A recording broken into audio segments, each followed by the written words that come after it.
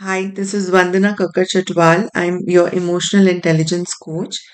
Today I'll be talking about stress. Do you know what is stress and what level of stress is fine? Do you know that stress is a natural and necessary emotion with us? If we have less stress or moderate stress, it will not harm us. Rather, it is good for us. But if the stress increases, it goes to a prolonged state, then it becomes harmful for us. As per Dr. Elizabeth Kirby, he was doing his postdoctoral from University of California, Berkeley, and he said that when we have stress which is less or moderate, our brain produces new cells which helps in good memory and new memory, good memory. And but if the stress level increases, this new cell is not developed. So when the stress is still moderate, it is very good for us. But if it increases, it is not good for us. Rather, it can lead to anxiety, other disorders, sleep disorders, overeating, undereating, and lot of many other issues like heart attack issues, depression. So stress level has to be maintained. Today I'll be talking about few points by which you can improve your stress levels. That means you can reduce your stress levels if it is at higher level. The first is appreciate others. It is always a good practice to appreciate others. Scientists says that when you appreciate others in your body, cortisol hormone is released, which reduces the stress by 23%. Second is think positive. See, when we are in a positive environment, we always say positive. When we get negative, when we are negative environment, when we face any grudges or any problems, we think negative.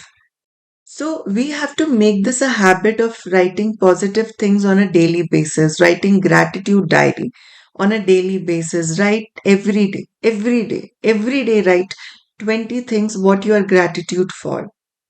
What will happen that the tube inside your brain which thinks positive will expand, and when that will expand, you will keep on thinking positive. So what will happen if a problem also comes, you say positive to some extent. So that will help you to reduce the stress level to some extent, right?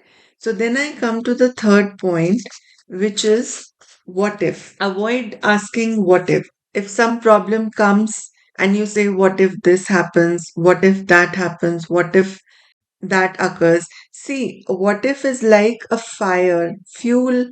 You're putting fuel on a fire because when you say what if, your mind goes on 100 directions and there is no output.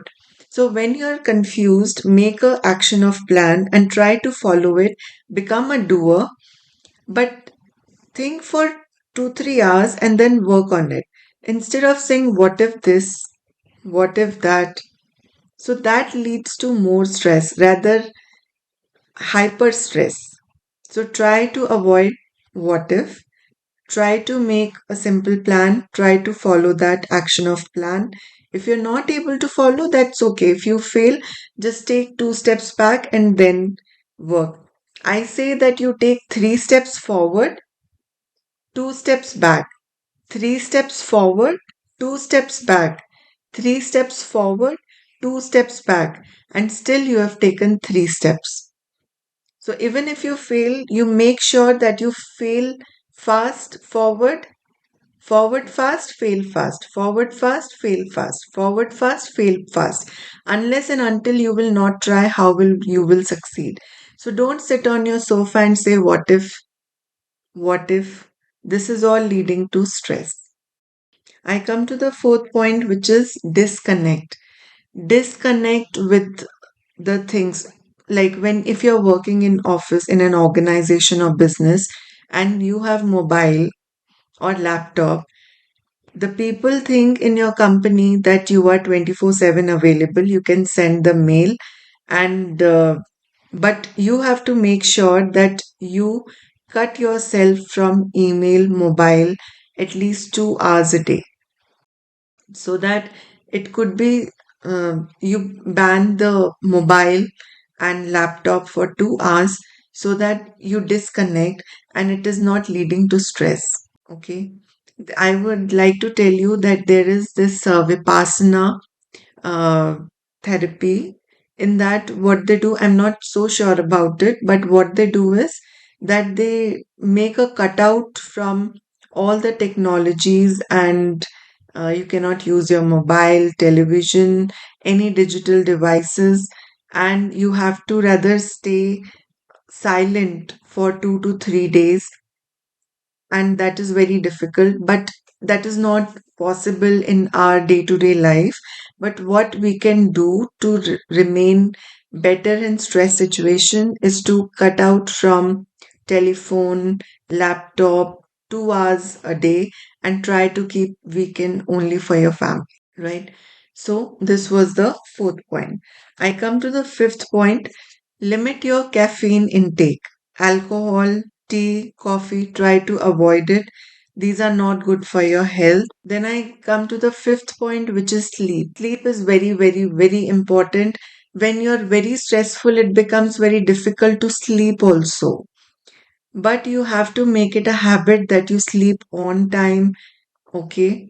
And if it becomes difficult to sleep, you can use that pillow perfume, and you can make whenever you for example, you sleep at 10 o'clock, by 9 you should uh, close all your technologies, because in the technology the blue light beam comes, which goes into your eyes, and it does not allows you to sleep. So you can cut with the technology by 9 o'clock, and by 10 you can sleep. So, a decent sleep is very, very, very important to keep your stress under control. So, these were the points which you should follow to keep your stress level in control. I repeat, one is sleep, second is limit your caffeine intake, third is disconnect, fourth is asking what if, fifth is appreciate others, and sixth is think positive. Okay, I'll see you in the next video.